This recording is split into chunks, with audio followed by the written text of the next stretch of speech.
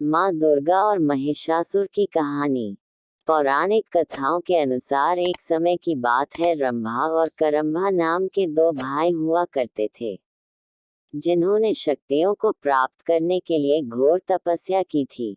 उनकी तपस्या देखकर इंद्र को अपने राजपाट छीनने का खतरा महसूस हुआ और फिर इंद्र ने कुछ देवताओं के साथ मिलकर एक भाई को मार डाला, जिसका नाम करम्भा था। रंभा को जब अपने भाई करम्भा के मरने की खबर मिली, तो वह बहुत क्रोधित हुआ।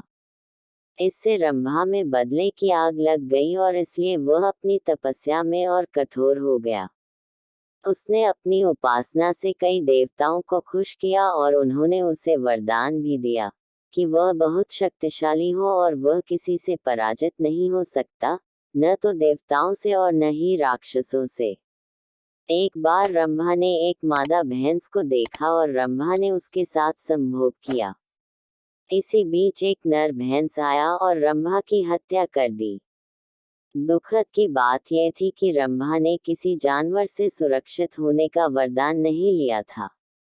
इस घटना ने मादा भैंस गर्भवती होगी और उसने आग में कूदकर आत्महत्या कर ली।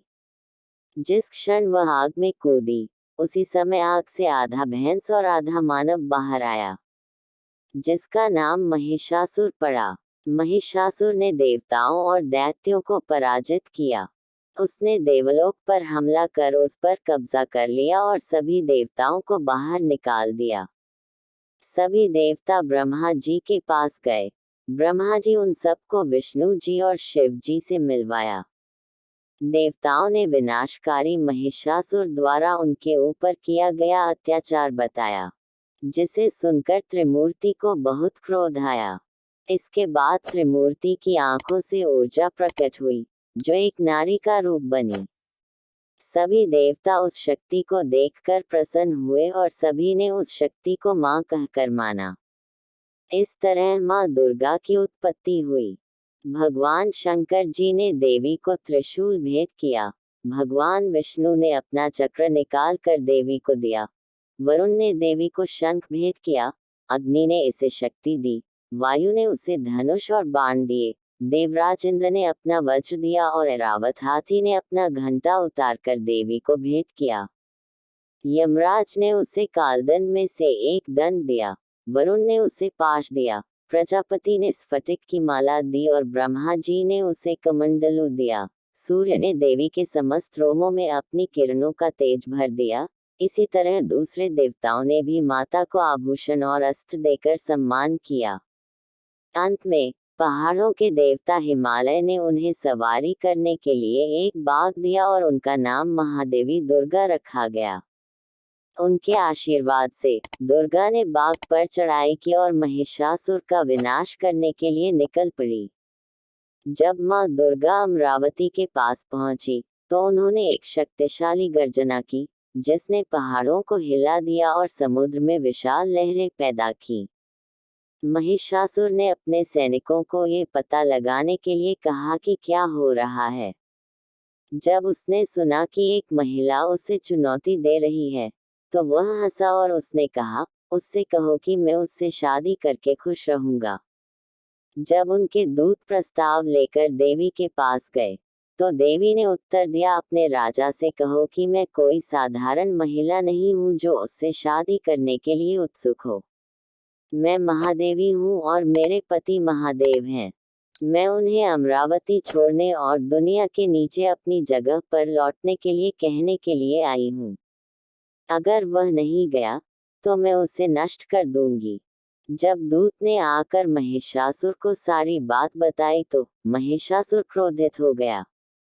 उनके प्रमुख योद्धाओं ने घमंड से कहा, महाराज, हम जाएंगे और इस मूर्ख महिला को ठीक करेंगे। महादेवी से युद्ध करने के लिए असुर निकल पड़े। उनके विस्मय और आतंक के कारण एक के बाद एक घमंडी योद्धा समाप्त हो गए। राक्षस राजा को खबर मिली और वह और भी उग्र हो गया। काया और कमजोर, वे एकमात्र महिला के साथ खड़े नहीं हो सकते थे। मैं इस मनहूस महिला को मार डालूंगा। महिषासुर ने असुरों की सेना के साथ देवी पर हमला किया, लेकिन दुर्गा ने तुरंत वापस लड़ने के लिए अपनी सांस से सैनिकों की एक विशाल टुकड़ी बनाई। महिषासुर ने उन सभी चालों को आजमाया जो वह जानता था। वह देवी को भ्रमित करने के लिए आकार बदलता रहा। एक आदमी से वह एक शेर बन गया, फिर एक हाथी। लेकिन हर बार महादेवी ने उसे अपने हथियारों से गंभीर रूप से घायल कर दिया। 9 दिनों तक युद्ध चला। अंत में देवी ने असुर को मार डाला, जिसने फिर से एक विशाल भैंस का रूप ले लिया था। देवी ने उस चक्र से वार किया जो विष्णु ने उसे दिया था। इस प्रकार उसने महिषासुर के अत्याचार से दुनिया को मुक्त कर दिया। इंद्र और अन्य देवता फिर से स्वर्ग लौट आए और सब ठीक हो गया।